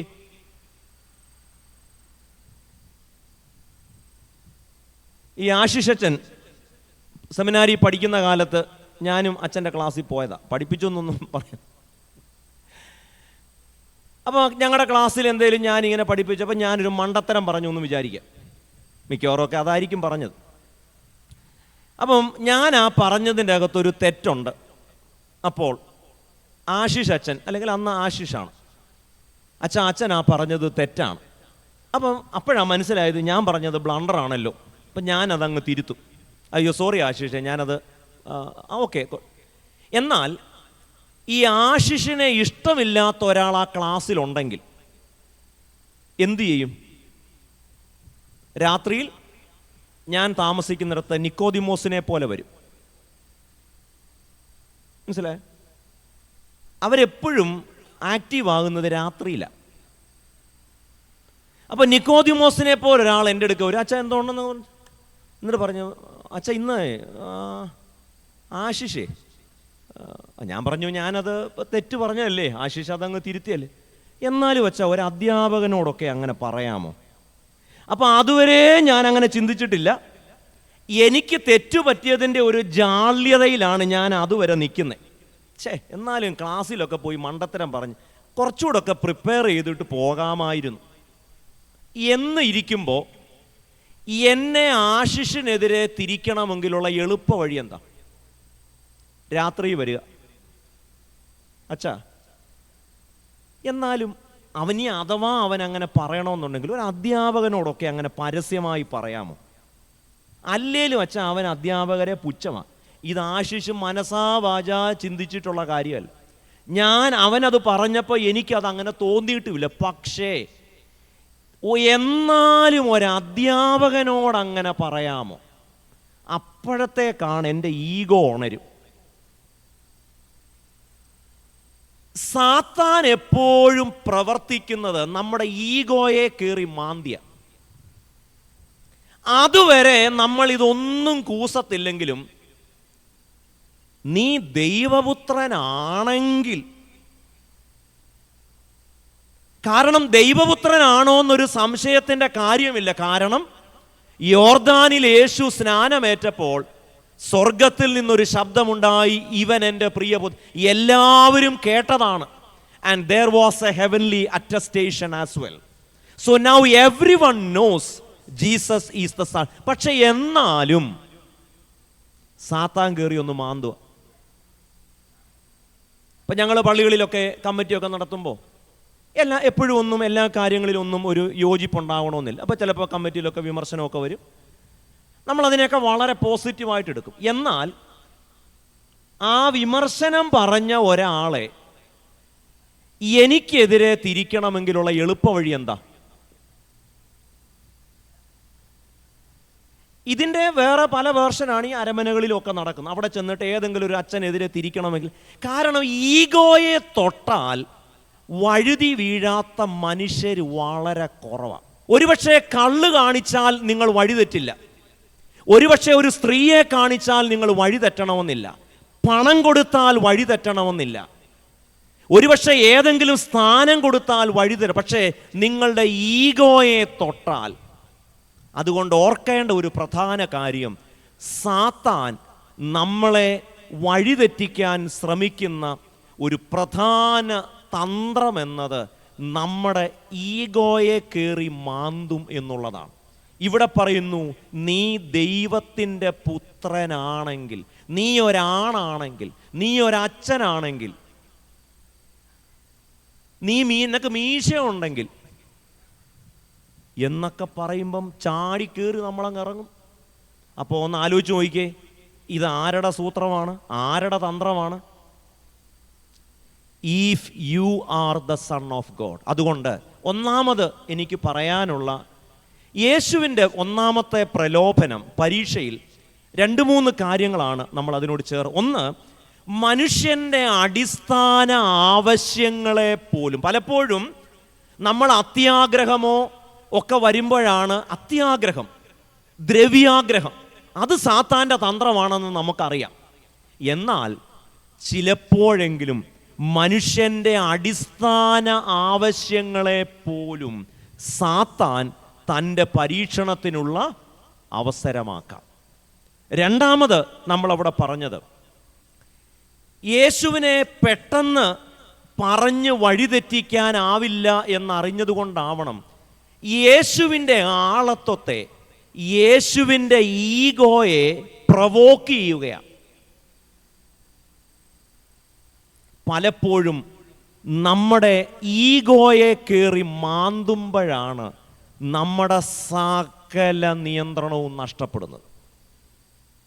ഈ അടുത്ത ദിവസങ്ങളിലൊക്കെ ചില പത്രസമ്മേളനങ്ങളൊക്കെ കയറിയാൽ അടിച്ച് മൈക്കൊക്കെ തെറിപ്പിക്കുന്നതിൻ്റെ കാര്യം പെട്ടെന്ന് കയറി ഒരു ചൊറിച്ചിൽ കിട്ടിയാൽ മതി. ബാക്കിയൊക്കെ നിങ്ങൾ ഫിൽ ഇൻ ദ ബ്ലാങ്ക്സ്. രണ്ടാമത്തെ പരീക്ഷണം, അവിടുന്ന് യേശുവിനെ നേരെ ഒരു പള്ളിയുടെ മുകളിലോട്ട് കൊണ്ടുപോവുക. പള്ളിയുടെ മുകളിൽ കൊണ്ടു നിർത്തി, എന്നിട്ട് പറഞ്ഞ് ചാടിക്കോളാൻ പറഞ്ഞു. യേശു ചാടുവോ? ഇത് പാരാസൈലിംഗ് ഒന്നും അല്ലല്ലോ ചാടാൻ, പാരച്യൂട്ടൊന്നും ഇല്ല. അപ്പം ഈ ഹൈറ്റ് എല്ലാം കൂടെ ഒക്കെ നോക്കിയപ്പം യേശുവിന് ചാടാൻ തോന്നിയില്ല. ദൈവപുത്രനൊക്കെയാണ്, പക്ഷേ ഹൈറ്റ് നോക്കിയപ്പോൾ ചാടാനൊരു ധൈര്യക്കുറവ്. അപ്പോൾ ഇങ്ങനെ മടിച്ച് യേശു നിന്നപ്പോൾ സാത്താൻ ഒരു പുതിയ സ്ട്രാറ്റജി എടുക്കുക. ഇവിടെ നീ ദൈവപുത്രനാണെങ്കിലൊന്നും പറയുന്നില്ല. അവിടെ പറയുന്നത് എന്താണ്? നീ ദൈവപുത്രനെങ്കിൽ താഴത്തോട്ട് ചാടുക. അത് നമ്മൾ പറഞ്ഞു കഴിഞ്ഞതാണ്. പക്ഷേ ആദ്യത്തെ പരീക്ഷണത്തിൽ ഈ ഈഗോയെ കയറി ചൊറിഞ്ഞിട്ടും യേശു വീണില്ല. അങ്ങനെ ഈഗോയെ മാന്തിയാൽ വീഴത്തില്ല എന്ന് മനസ്സിലാക്കിയപ്പോൾ രണ്ടാമത്തെ പരീക്ഷണത്തിൽ സാത്താൻ ഒരു പുതിയ സ്ട്രാറ്റജി എടുക്കുക. അതെന്താണെന്നറിയാമോ? ഒരു വേദപുസ്തക വാക്യം കോട്ട് ചെയ്യുക. എങ്ങനെയുണ്ട് സാത്താൻ?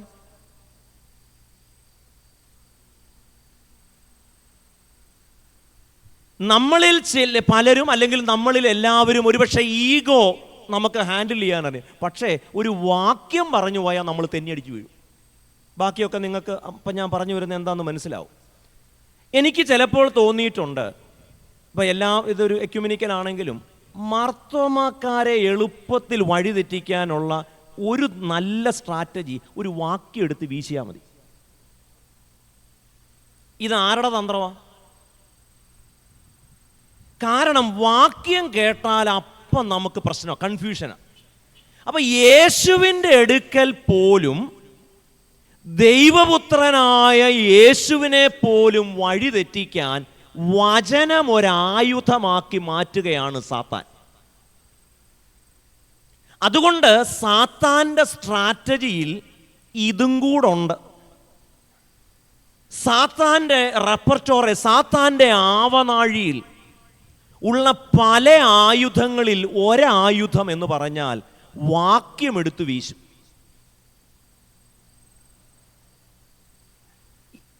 ഒരുവിധപ്പെട്ടവരെയൊക്കെ നമുക്ക് എന്തു പറഞ്ഞ് വഴിതെറ്റിക്കാം? വാക്യം പറഞ്ഞാൽ മതി. പണ്ട് 2 ഭക്തന്മാർ ഒരു സ്ഥലത്ത് യാത്ര പോയി.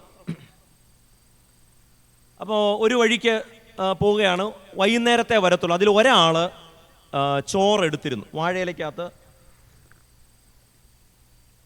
ചോറൊക്കെ എടുത്തു. അപ്പോൾ നല്ല വാട്ടിയ ഇലക്കകത്തോട്ടെ ചോറൊക്കെ എടുത്ത് അതിൻ്റെ അകത്തോട്ട് പാവയ്ക്കാൻ മെഴുക്ക് പുരട്ടി, പിന്നെ മാങ്ങാ ചമ്മന്തി, ഒരു മുട്ട പൊരിച്ചത്, ഇതെല്ലാം കൂടെ വരും. ഇതങ്ങോട്ട് തുറക്കുമ്പോൾ പിന്നെ ഒന്നും കാണാൻ പറ്റത്തില്ല. വല്ലാത്ത ഒരു വശ്യതയാണ് ഈ പൊതിച്ചോറിന്. ഞാനൊരിക്കൽ സേലത്തെൻ്റെ പള്ളിയിലോട്ട് പോകുമ്പം ഇതുപോലെ വീട്ടിൽ നിന്ന് അമ്മ ചോറും പൊതിയൊക്കെ പൊതിഞ്ഞു തന്നു. ഉച്ചയ്ക്ക് ചോറും പൊതി തുറന്നപ്പോൾ ആ കമ്പാർട്ട്മെൻറ്റിൽ ഒരു മദാമ്മ ഉണ്ടായിരുന്നു. മദാമ്മയ്ക്ക് ഇത് കണ്ടിട്ട് പിടിച്ചു നിൽക്കാൻ പറ്റുന്നില്ല. ഞാൻ പൊതിയുടെ കാര്യം പറഞ്ഞു, പിടിച്ചു നിൽക്കാൻ പറ്റുന്നില്ല. അപ്പോൾ മദാമ്മ പറഞ്ഞു, എനിക്കതിൽ ഒരു ഇച്ചിരി തരുമോ എന്ന് ചോദിച്ചു. അപ്പോൾ അത്രയ്ക്ക് വശ്യതയാണ് ഈ ചോറും പൊതി. അപ്പോൾ ഈ ചോറും പൊതി കൊണ്ടുവന്ന ഭക്തൻ പൊതിയൊക്കെ തുറന്ന് ചോറുണ്ണാൻ തുടങ്ങി.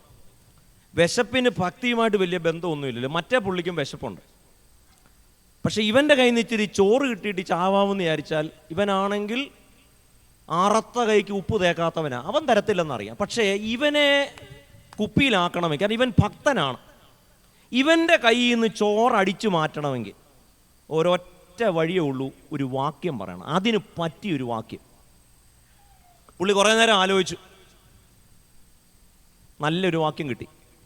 അവനോട് പറഞ്ഞു, എടാ വചനത്തിൽ എന്താ പറഞ്ഞത്? വചനത്തിൽ എന്തെങ്കിലുമൊക്കെ പറയും, നീ വീട്ടിൽ നിന്ന് ചോറ് കൊണ്ടുവരണം. എടാ അങ്ങനല്ല, നിന്റെ അയൽക്കാരനെ, നിന്റെ സഹോദരനെ നിന്നെ പോലെ സ്നേഹിക്കണമെന്നല്ലേ വചനം പറഞ്ഞു. വചനം കേട്ടപ്പോഴത്തേക്ക് അവനങ്ങ് ഗിൽറ്റായി. ശരിയാണല്ലോ, ഇത്രയും നേരം കൊടുക്കാത്തവനാ ചോറ്. കൂടെ വന്നയാൾ കഴിച്ചിട്ടില്ലെന്നും ചോറില്ലെന്നും ഒക്കെ അറിയാം, പക്ഷെ കൊടുക്കില്ല. അങ്ങനെ ഒരുത്തനെ കൊണ്ട് ചോറ് കൊടുപ്പിക്കണമെങ്കിൽ വാക്യം എടുത്ത് വീശുകല്ലാതെ വേറെ വഴിയൊന്നുമില്ല. നിന്റെ സഹോദരനെ നിന്നെ പോലെ സ്നേഹിക്കണം. ഭയങ്കര ഗിൽറ്റ്. ചോറും പൊതി എടുത്താൽ കൊടുത്തു, നീ കഴിക്കും. എന്നാൽ ഒരു 3-4 ഉരുളയൊക്കെ ഉണ്ടതുകൊണ്ട് കയ്യിലൊക്കെ ഇച്ചിരി ചോറിൻ്റെ മണമൊക്കെ ഉണ്ട്. ഇവൻ ഇതിങ്ങനെ മണപ്പിച്ചുകൊണ്ടൊക്കെ ഇരിക്കുക. അവനാണെ ചോറ് കഴിക്കാനും തുടങ്ങി. അവനോട് അവൻ്റെ കയ്യിലെ ചോറ് ഇച്ചിരി കിട്ടാൻ എന്താ വഴി? ഈ വാക്യം എടുത്ത് പറഞ്ഞാൽ ചിലപ്പോൾ അവൻ തരുമല്ലോ. അപ്പോൾ അവനോട് പറഞ്ഞു, എടാ നീയല്ലേ പറഞ്ഞത് നിന്റെ സഹോദരനെ നിന്നെ പോലെ സ്നേഹിക്കണമെന്ന്? അപ്പം അവൻ പറയാ, വചനത്തിൽ എഴുതിയിട്ടുണ്ട്, നിന്റെ അയൽക്കാരനുള്ള യാതൊന്നിനെയും മോഹിക്കരുത്. ഇതൊരു സാങ്കല്പിക കഥയാണ്. പക്ഷെ നിങ്ങൾ ഇവിടെ ഒന്ന് ആലോചിച്ച് നോക്കി, ഇവർ വാക്യം ഉപയോഗിക്കുന്നത് എന്തിനു വേണ്ടിയാണ്? അവനവൻ്റെ കാര്യം നടത്തിയെടുക്കാൻ വാക്യത്തെ. കാരണം നമ്മൾ ഉടനെ പറയും വചനത്തിൽ ഇങ്ങനെ പറയുന്നുണ്ട്, വചനം ഇങ്ങനെ പറയുന്നു, വചനത്തിൽ ഇങ്ങനെയും കൂടെ പറഞ്ഞിട്ടുണ്ട്. അത് പറയില്ല. ഇതൊരു എക്യുമിനിക്കൽ ആയതുകൊണ്ട് ഞാൻ പറയുന്നില്ല, അല്ലെങ്കിൽ 3-4 എണ്ണം കൂടെ അതുമായിട്ട് ബന്ധപ്പെടുത്തി പറയാനുണ്ട്.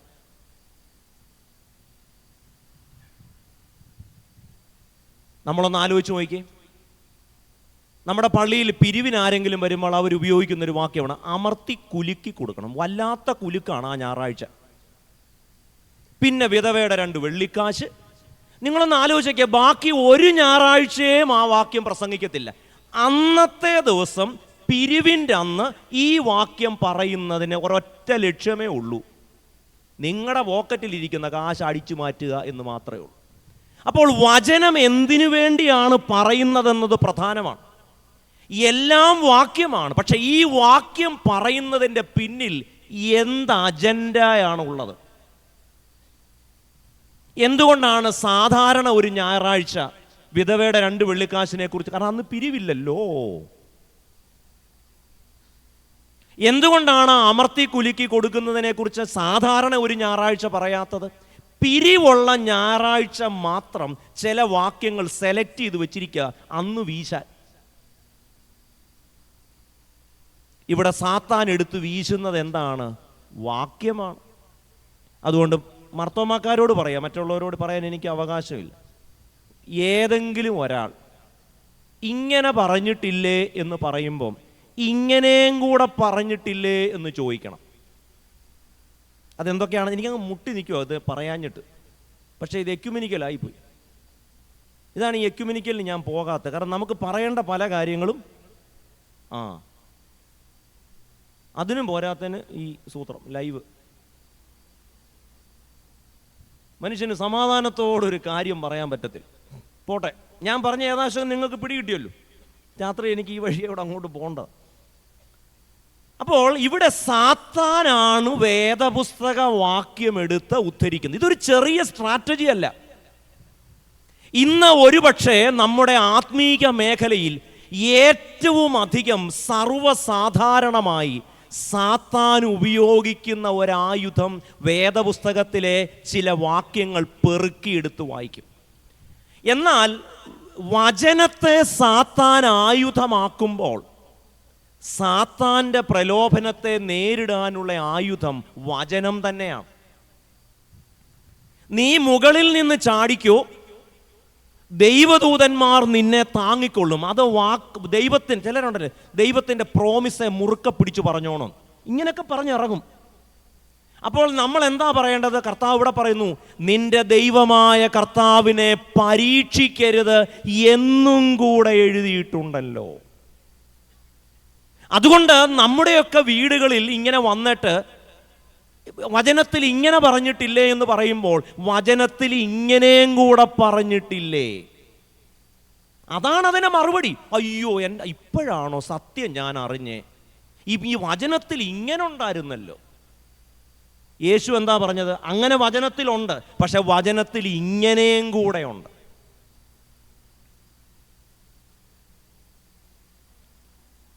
നമ്മൾ ഈ വാക്യങ്ങളെ എങ്ങനെ മനസ്സിലാക്കുന്നു എന്നുള്ളത് പ്രധാനമാണ്.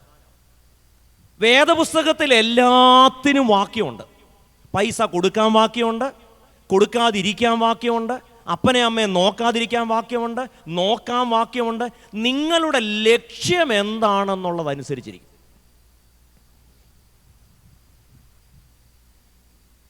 ഇപ്പം നിങ്ങൾക്ക് ചില സമയത്ത് പിള്ളേരുടെ കുരുത്തക്കേട് കാണുമ്പോൾ കാലേ വാരി നിലത്തടിക്കണമെന്ന് തോന്നും. അതിനും വേദപുസ്തകത്തിൽ വാക്യമുണ്ട്. തൻ്റെ കുഞ്ഞുങ്ങളെ പിടിച്ച് പാറമേലടിക്കുന്ന മനുഷ്യൻ. അപ്പൊ ഇങ്ങനെ അവിടുന്ന് ഇവിടുന്നും വാക്യം എടുത്ത് വീശുമ്പം അത് ദൈവവചനമാണെന്ന് ധരിക്കരുത്. കാരണം സാത്താൻ പോലും, ആ വാക്ക് അണ്ടർലൈൻ ചെയ്യണം, സാത്താൻ പോലും സാക്ഷാൽ യേശുവിനെ വഴിതെറ്റിക്കാൻ ഉപയോഗിക്കുന്നത് വചനത്തിലെ ചില വാക്യങ്ങളാണ്. യേശുവിനോട് പറയുന്നു, നീ ചാടിക്കൂ. കാരണം വേദപുസ്തകത്തിൽ എന്ത് പറഞ്ഞിട്ടുണ്ട്? നിന്റെ ദൂതന്മാർ നിന്നെ കല്ലിന്മേൽ ഒന്നും സംഭവിക്കത്തില്ല, നിന്നെ താങ്ങിക്കൊള്ളും. ശരിയാണ്, വേദപുസ്തകത്തിൽ അങ്ങനെ ഒരു വാക്യമുണ്ട്. പക്ഷേ യേശു പറയുന്നു, വേദപുസ്തകത്തിൽ ഇങ്ങനെയും കൂടെ എഴുതിയിട്ടുണ്ട്. അതെന്താണ്? നിന്റെ ദൈവമായ കർത്താവിനെ പരീക്ഷിക്കരുത്. അപ്പോൾ ആദ്യത്തെ പരീക്ഷ നമ്മൾ പറഞ്ഞത്, മനുഷ്യൻ്റെ അടിസ്ഥാന ആവശ്യങ്ങളെ സാത്താൻ ചിലപ്പോഴെങ്കിലും തനിക്കുള്ള അവസരമാക്കാം. അത്തരം അവസരങ്ങളിൽ നമ്മുടെ ഈഗോയെ, നമ്മുടെ ഐഡന്റിറ്റിയെ കയറി മാന്തിയായിരിക്കും സാത്താൻ ചിലപ്പോൾ നമ്മെ സാത്താൻ്റെ വഴിയിലോട്ട് കൊണ്ടുപോകുന്നത്. രണ്ട്, ചില സന്ദർഭങ്ങളിൽ രണ്ടാമത്തെ പരീക്ഷയിൽ നമ്മൾ കാണുന്നത്, സാത്താൻ ആദ്യം വിശപ്പാണ് ഉപയോഗിക്കുന്നതെങ്കിൽ ഇവിടെ വചനമാണ് ഉപയോഗിക്കുന്നത്. അതുകൊണ്ട് എവിടെ നിന്നെങ്കിലും ഒരാൾ ഒരു വാക്യം ഉദ്ധരിച്ചതുകൊണ്ട് നമ്മൾ ഉടനെ അതിൽ കയറി കൊത്തൽ. യേശു എന്ത് ചെയ്യുന്നു? വചനത്തിൽ ഇങ്ങനെയും കൂടെ എഴുതിയിരിക്കുന്നത്. മൂന്നാമത്തെ നമ്മളവിടെ കാണുന്നത്, യേശുവിനെ ഒരു ഉയർന്ന മലയിൽ കൊണ്ടുപോയി. എന്നിട്ട് പറഞ്ഞു, എന്നെ വീണ് നമസ്കരിച്ചാൽ മതി, എല്ലാം തരാം. അപ്പോൾ ഇവിടെ സാത്താൻ മറ്റൊരു സ്ട്രാറ്റജിയാണ് സ്വീകരിക്കുന്നത്. ഇവിടെ സാത്താൻ പറയുക, നിന്നെ ഞാൻ വളരെ പെട്ടെന്ന് സമ്പന്നനും പ്രശസ്തനും ഒക്കെ ആക്കാം. നിനക്ക് അധികാരം തരാം, നിനക്ക് അർത്ഥം തരാം, നിനക്ക് ധനം തരാം, നിനക്ക് പ്രശസ്തി തരാം. ഇവിടെ നമ്മുടെ മുൻപിലുള്ള ഒരു ആലോചനയായി വരേണ്ടത്, അല്ലെങ്കിൽ ആലോചനയായി വരണമെന്ന് ഞാൻ ആഗ്രഹിക്കുന്നത്, നമ്മൾ ജീവിക്കുന്ന ലോകത്ത് നമ്മളെ എന്തെങ്കിലുമൊക്കെ ആക്കി തരാമെന്ന് പറയുന്ന ഒത്തിരി ഗോഡ് ഫാദേഴ്സിൻ്റെ കാലമാണ്. അതുകൊണ്ട് സാത്താൻ പ്രവർത്തിക്കുന്നത് ഗോഡ് ഫാദേഴ്സ് എന്ന് സ്വയം വിളിക്കുന്നവരിലൂടെയും കൂടെയാണ്. ഞാനത് വിശദീകരിക്കാം. അതും ഒരു എളുപ്പ വഴിയാണ്. സാത്താൻ ഇവിടെ ഒരു ഗോഡ് ഫാദറായി, ഒരു തലതൊട്ടപ്പനായി, ഒരു തമ്പുരാനായി സ്വയം ചമയം. നിന്നെ ഞാൻ എന്തെങ്കിലുമൊക്കെ ആക്കാം. നമ്മൾ ജീവിക്കുന്ന ലോകത്ത് നമ്മളെ എന്തെങ്കിലുമൊക്കെ ആക്കാൻ കഴിവുള്ളവർ എന്ന് കരുതുന്ന മനുഷ്യർ ഒത്തിരിയുണ്ട്. അങ്ങനെ ഉള്ളവരെ നമുക്ക് ഗോഡ് ഫാദേഴ്സ് എന്ന് വിളിക്കാം. എന്താണ് ആ പറഞ്ഞതിൻ്റെ അർത്ഥം? ഇനിയിപ്പോൾ നമ്മുടെ പള്ളികളിലൊക്കെ ഇലക്ഷനൊക്കെ വരികയല്ലേ, പല പള്ളികളിലും ആളുകൾ നിൽക്കും. അത് വേറെ ആർക്കെങ്കിലും വേണ്ടിയൊക്കെ ആയിരിക്കും നിൽക്കുന്നത്. അതുകൊണ്ടാണ് നമ്മൾ പാടുന്നത്, നിന്നതല്ല നിർത്തിയതാണ് എന്ന് പറയുന്നത്. അവർ സ്വയം അവർക്ക് വേണ്ടി നിന്നല്ല, അവരെ ആരോ, ഇതിനാണ് ഈ ബിനാമി ഇടപാടെന്നൊക്കെ പറയുന്നത്. നമ്മൾ ഈ സ്വത്ത് കച്ചവടത്തിൽ മാത്രമല്ല, അവർക്ക് വേണ്ടിയല്ല, അവർ വേറെ ആർക്കോ വേണ്ടിയാണ് നിൽക്കുന്നത്. അപ്പോൾ പള്ളിയിൽ ഏതെങ്കിലും ഒരു സ്ഥാനം വേണമെങ്കിൽ, അല്ലെങ്കിൽ അവിടെ പോകണമെങ്കിൽ, ഇവിടെ പോകണമെങ്കിലൊക്കെ നമ്മുടെയൊക്കെ പള്ളികളിലും അല്ലെങ്കിൽ നമ്മുടെ ചുറ്റുപാടിലുമൊക്കെ ഓരോ പള്ളിയിലും ഓരോ പല ഗോഡ് ഫാദേഴ്സ് ഉണ്ട്. അവരാണ് തീരുമാനിക്കുന്നത് നമ്മൾ എന്താവണം. അത് രാഷ്ട്രീയത്തിലുണ്ട്, ഇടവകളിലുണ്ട്, സഭാതലത്തിലുണ്ട്. നമ്മളെ എന്തെങ്കിലുമൊക്കെ ആക്കിത്തരാം എന്ന് പറയുന്നവർ ഒന്നും ആക്കണ്ട. എന്നെ എന്തെങ്കിലും ആക്കണമെങ്കിൽ ദൈവമാക്കുന്നെങ്കിൽ മതി. ഇവിടെ യേശുവിനോട് പറയുക, നീ എന്നെ വീണ് ഒന്ന് നമസ്കരിച്ചാൽ ഇത് മുഴുവൻ നിനക്ക് തരാം. യേശു പറയുന്നു, നിന്റെ ദൈവമായ കർത്താവിനെ നമസ്കരിച്ച് അവനെ മാത്രമേ. ഇതുകൊണ്ടാണ് ഞാൻ അല്ലാതെ അന്യ ദൈവങ്ങൾ ഉണ്ടാവരുതെന്ന് പറയുന്നതിന് ഇങ്ങനെയും ഒരു അർത്ഥസാധ്യതയുണ്ട്.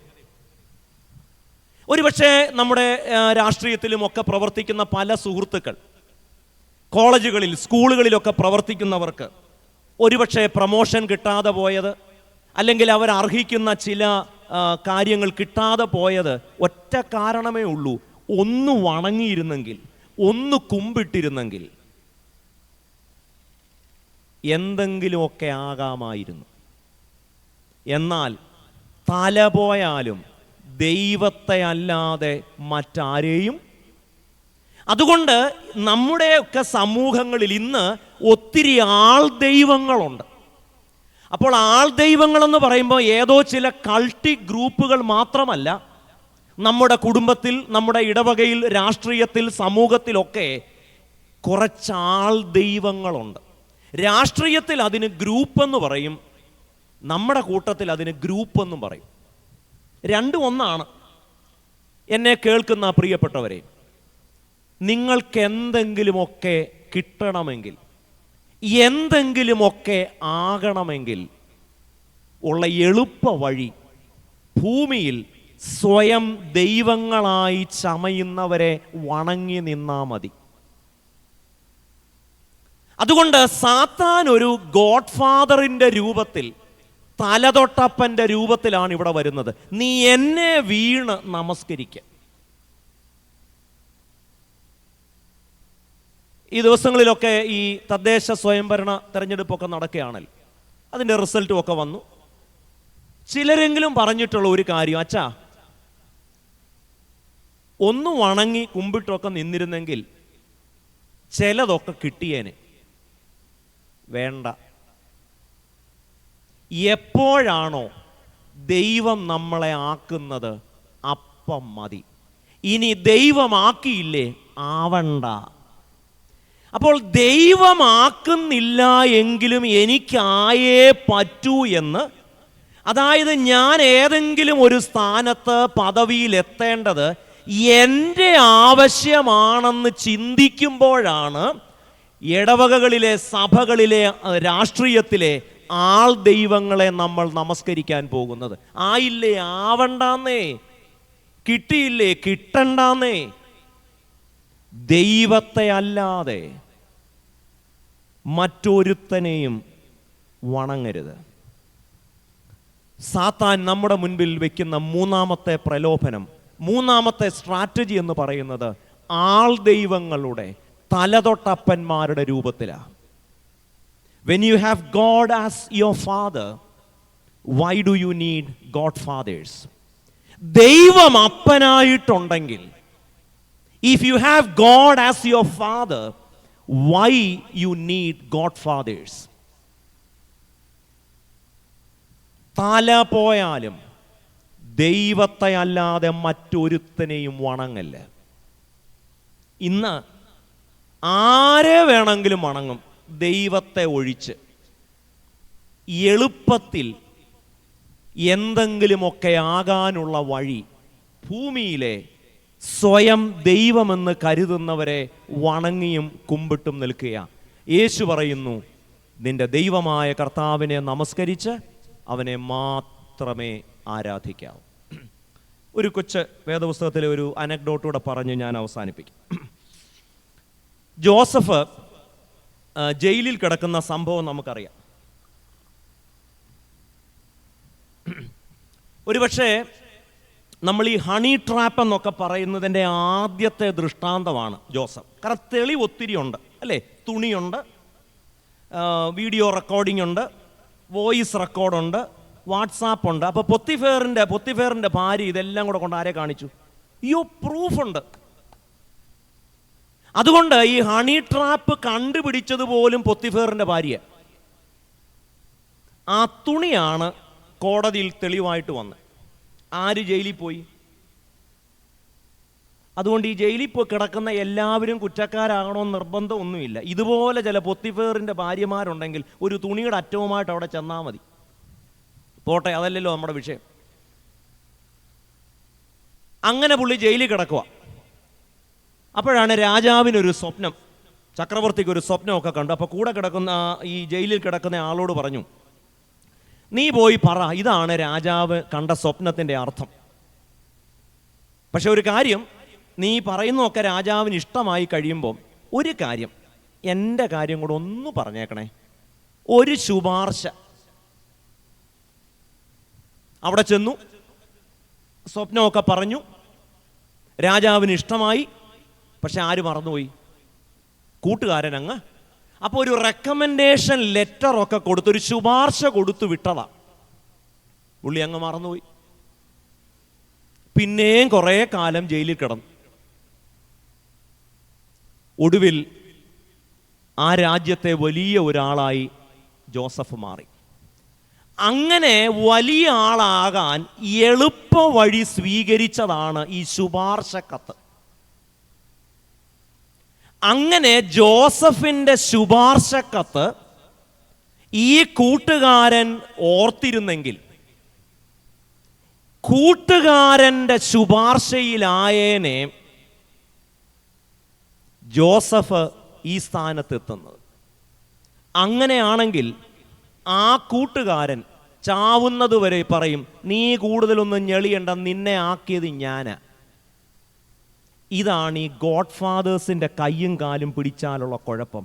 അവരിടയ്ക്കിടയ്ക്കിടയ്ക്ക് പറയും, നീ കൂടുതൽ ഞെളിയല്ലേ, നിന്നെ സെക്രട്ടറി ആക്കിയത് ഞാനാ, നിന്നെ മണ്ഡലം മെമ്പറാക്കിയത് ഞാനാ, നിന്നെ അസംബ്ലി ആക്കിയത് ഞാനാ, എന്നെ ഒന്നും ആക്കണ്ട. ദൈവം എപ്പോൾ ആക്കുന്നോ അപ്പോൾ മതി. നമുക്ക് പറ്റുന്ന അപകടം, എളുപ്പത്തിൽ ഏതൊക്കെയോ രാജസ്ഥാനങ്ങളിൽ എത്താൻ പലരെയും നമ്മൾ ഇടയ്ക്ക് ശുപാർശയ്ക്ക് വേണ്ടി ഉപയോഗിക്കും. അങ്ങനെ ഉപയോഗിച്ചാൽ നിങ്ങൾ മരണം വരെ അവരുടെ മുമ്പിൽ തല താഴ്ത്തി ജീവിക്കേണ്ടി വരും. അവരെപ്പോഴും പറയും, ഞാനാ നിനക്ക് ജോലി വാങ്ങിച്ചു തന്നെ, ഞാനാ നിന്നെ ദുബായിക്ക് കൊണ്ടുപോയെ, ഞാനാ നിന്നെ അമേരിക്ക. അങ്ങനെ ചിലരുണ്ട്. ഞാനാ നിന്നെ ആക്കിയത്.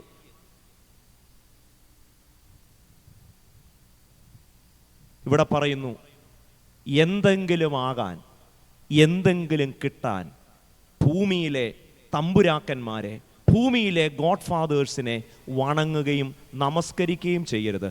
നിന്റെ ദൈവമായ കർത്താവിനെ നമസ്കരിച്ച് അവനെ മാത്രമേ ആരാധിക്കാം. ഞാൻ എൻ്റെ വാക്കുകൾ അവസാനിപ്പിക്കും. ഞാൻ ഇച്ചിരി സമയം കൂടുതലെടുത്തു. ഇനി ഇങ്ങോട്ട് ഇതുവഴി വരുന്നില്ല, അതുകൊണ്ടാണ് 5 മിനിറ്റ് കൂടുതൽ. 3 കൊച്ചു കാര്യങ്ങളാണ് നമ്മൾ ഇതുവരെ പറഞ്ഞത്. ഇതൊക്കെ നിങ്ങൾക്കറിയാവുന്ന കാര്യങ്ങളാണ്. എങ്ങനെയാണ് ഈ കാലഘട്ടത്തിൽ സാത്താൻ നമ്മളെ വഴിതെറ്റിക്കാൻ ശ്രമിക്കുന്നത്? മനുഷ്യൻ്റെ അടിസ്ഥാന ആവശ്യങ്ങളെ പോലും സാത്താൻ ഒരവസരമാക്കാം. അപ്പോൾ സാത്താൻ്റെ ഒരു സ്ട്രാറ്റജി നമ്മുടെ ഈഗോയെ, നമ്മുടെ ഐഡൻറ്റിറ്റിയെ കയറിച്ചൊറിയും, പ്രവോക്ക് ചെയ്യും. രണ്ടാമത്തെ സാത്താൻ്റെ സ്ട്രാറ്റജി എന്ന് പറയുന്നത്, ചില സന്ദർഭങ്ങളിലെങ്കിലും സാത്താൻ ആയുധമാക്കുന്നത് ദൈവത്തിൻ്റെ വചനം തന്നെയാണ്. അപ്പോൾ ദൈവത്തിൻ്റെ പുത്രനായ യേശുവിനെ പോലും വഴിതെറ്റിക്കാൻ ദൈവവചനം ഉപയോഗിക്കാനുള്ള ധൈര്യം സാത്താന് വന്നെങ്കിൽ, നമ്മളെപ്പോലെയുള്ള സാധാരണക്കാരായ മനുഷ്യരെ വഴിതെറ്റിക്കാൻ ഈ കാലഘട്ടത്തിലും സാത്താൻ ചിലപ്പോൾ വചനം തന്നെ ആയുധമാക്കി എന്ന് വരാം. മൂന്നാമത്, ഒരു മലയുടെ മുകളിൽ കൊണ്ടുവന്ന് നീ എന്നെ വണങ്ങ്, എന്നെ നമസ്കരിക്ക്, ഇത് മുഴുവൻ ഞാൻ തരാം. ഇന്ന് സാത്താൻ സ്വീകരിക്കുന്ന ഒന്നാമത്തേത് പ്രൊവോക്കേഷൻ ആണെങ്കിൽ, രണ്ടാമത്തേത് വചനമാണെങ്കിൽ, മൂന്നാമത്തേത് സ്വയം ദൈവമെന്ന് കരുതുന്ന തലതൊട്ടപ്പന്മാരുടെയും ആൾ ദൈവങ്ങളുടെയും രൂപത്തിലാണ് നമ്മളെ എന്തൊക്കെയോ ആക്കിത്തരാം എന്ന് പറയുന്നവർ. അവരെ വണങ്ങണം, അവരെ കുമ്പിടണം, അവരെ നമസ്കരിക്കണം. എന്നാൽ യേശു പറയുന്നു, ദൈവമായ കർത്താവിനെ അല്ലാതെ മറ്റാരെയും ഞാൻ ആരാധിക്കില്ല. നമ്മളൊരു പുതിയ വർഷത്തിലേക്ക് പ്രവേശിക്കുക. സാത്താൻ്റെ പരമ്പരാഗതമായ ചില സ്ട്രാറ്റജികൾ മാത്രമല്ല, ഈ കാലഘട്ടത്തിൽ പുതിയ പുതിയ സമ്പ്രദായങ്ങൾ സാത്താൻ നമ്മളെ വഴിതെറ്റിക്കാൻ സ്വീകരിച്ചു എന്ന് വരാം. ചിലപ്പോൾ പ്രകോപനമാവാം, ചിലപ്പോൾ വചനം തന്നെ ഉപയോഗിച്ചുവെന്ന് വരാം, മറ്റു ചിലപ്പോൾ നമ്മുടെ അഭ്യുദയകാംക്ഷികളായി ചമയുന്ന തലതൊട്ടപ്പന്മാരുടെ രൂപത്തിലും സാത്താൻ നമ്മുടെ മുൻപിൽ വരാം. എന്നാൽ ഇങ്ങനെയുള്ള അവസരങ്ങളിലൊക്കെ യേശു എങ്ങനെയാണ് ഈ 3 പരീക്ഷകളെയും യേശു തോൽപ്പിക്കുന്നത്? വചനത്തെ ആയുധമാക്കിയ. പ്രിയപ്പെട്ട എബ്രഹാം ബി ഉമ്മനച്ചൻ പറഞ്ഞൊരു കാര്യം നിങ്ങൾ ഓർക്കും. ഒരുപക്ഷെ ഞാൻ എന്താ പറയുക എന്നുള്ളത് അച്ഛനോട് നേരത്തെ പറഞ്ഞില്ല. പക്ഷേ ഇത് തീർച്ചയായും ഈ ഒരു കോറിലേഷൻ എന്ന് പറയുന്നത് ദൈവത്തിൻ്റെ ആത്മാവ് അച്ഛന് തോന്നിപ്പിച്ചതാ. നീ ഇടത്തോട്ടോ വലത്തോട്ടോ തിരിയരുത്, വചനത്തെ മുറുകെ പിടിക്കണം.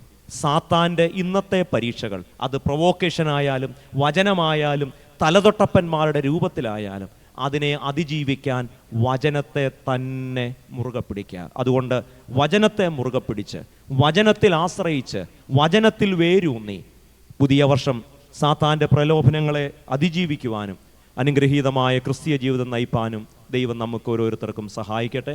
ഇങ്ങനെ ഒരു അവസരം എനിക്ക് തന്നതിൽ പ്രിയപ്പെട്ട ജേക്കബ് ജോൺ അച്ഛനോടും ഇതിൻ്റെ ചുമതലക്കാരോടും ഉള്ള നന്ദിയും സ്നേഹവും ഞാൻ അറിയിക്കുന്നു. കർത്താവ് നമ്മെ അനുഗ്രഹിക്കട്ടെ.